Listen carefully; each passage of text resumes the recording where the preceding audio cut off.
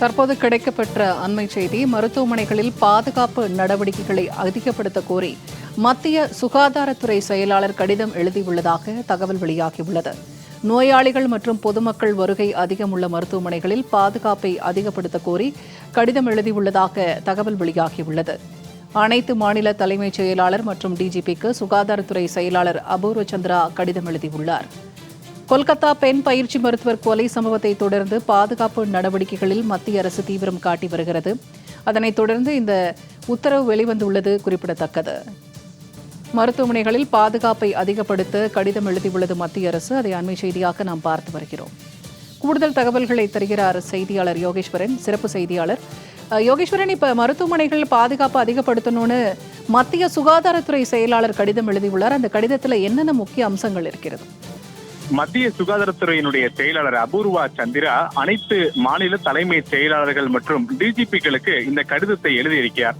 இதில் முதல் முறையாக என்றால் இல்லை, நிச்சயமாக இரண்டாவது முறையாக கடிதம் என்பது எழுதப்பட்டிருக்கிறது. ஆனால் குறிப்பிட்ட சில விஷயங்களை சேர்த்து இந்த இரண்டாவது முறையாக இந்த கடிதத்தை எழுதியிருக்கிறார் மத்திய சுகாதாரத்துறை செயலாளர். இந்த கடிதம் எழுதப்படுவதற்கான நோக்கம் ஆகஸ்ட் 8ஆம் தேதி கொல்கத்தாவில் இருக்கக்கூடிய ஆர்ஜிகர் அரசு மருத்துவக் கல்லூரி மருத்துவமனையில 31 வயதான பயிற்சி பெண் மருத்துவர் தன்னார்வ ஒருவரால் பாலியல் வன்கொடுமை செய்யப்பட்டு படுகொலை செய்யப்பட்ட விவகாரத்தை அடுத்து நாடு முழுவதுமே இருக்கக்கூடிய மருத்துவமனை, ஆரம்ப சுகாதார நிலையங்கள்ல பணியாற்றக்கூடிய மருத்துவர்கள், செவிலியர்கள் மற்றும் இதர சுகாதார பணியாளர்களுடைய பாதுகாப்பை உறுதி செய்யக்கூடிய நோக்கத்திலே மத்திய சுகாதாரத்துறை இந்த கடிதத்தை எழுதியிருக்கிறது.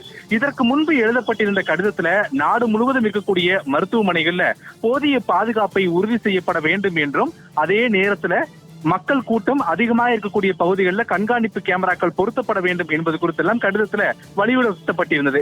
இந்த நிலையில இரண்டாவது முறையாக இன்று மீண்டும் எழுதப்பட்டிருக்கக்கூடிய கடிதத்துல மக்களுடைய வருகை மற்றும் புற நோயாளிகளுடைய வருகை அதிகம் இருக்கக்கூடிய மருத்துவமனைகள் எவை எவை என்பதை கண்டறிந்து அந்தந்த மாநில மற்றும் யூனியன் பிரதேச அரசுகள் காவல்துறை உதவியோடு மருத்துவமனைகள்ல கூடுதல் பாதுகாப்பை உறுதி செய்யப்பட வேண்டும். ஒன்று.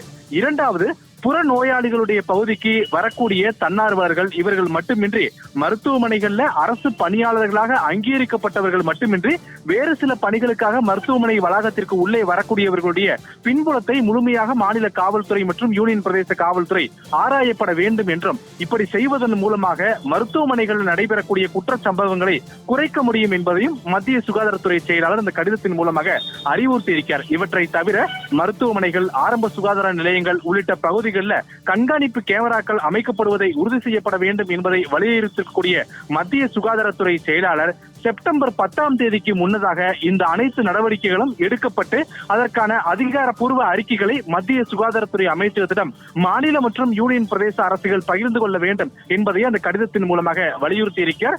மேற்கு வங்க மாநிலம் கொல்கத்தாவில் நடைபெற்ற பாலியல் வன்கொடுமை மற்றும் அதனை தொடர்ந்து படுகொலை செய்யப்பட்ட விவகாரத்தை தொடர்ந்து நாடு முழுவதும் மருத்துவர்கள் மற்றும் சுகாதாரத்துறை பணியாளருடைய பாதுகாப்பை உறுதி செய்யக்கூடிய நோக்கத்தில் அனைத்து மாநில மற்றும் யூனியன் பிரதேசங்களுக்கு மத்திய சுகாதாரத்துறை தொடர்ந்து இரண்டாவது முறையாக இந்த கடிதத்தை எழுதியிருப்பது இந்த நேரத்தில் குறிப்பிடத்தக்கது. பூர்ணிமா, தகவல்களை பகிர்ந்து கொண்டமைக்கு நன்றி யோகேஸ்வரன்.